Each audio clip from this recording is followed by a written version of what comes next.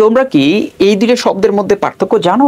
যদি না জানো তাহলে ভিডিওটা দেখতে থাকো, আমি তোমাদেরকে একটা ক্লিয়ার কনসেপ্ট দেওয়ার চেষ্টা করছি। তাহলে প্রথমে আসো এটা নিয়ে আলোচনা করি।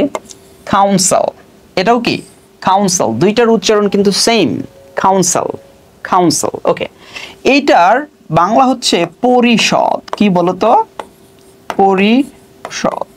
ওকে, আর এইটার বাংলা হচ্ছে উপদেশ, উপদেশ দেয়া, ঠিক আছে?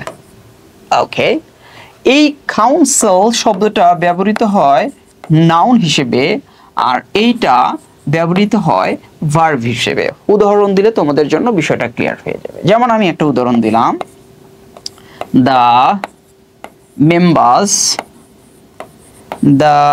Members of the council, the members of the council voted for me, মানে পরিষদের সদস্যগুলো আমার জন্য বা আমার পক্ষে ভোট দিল বা রায় দিল।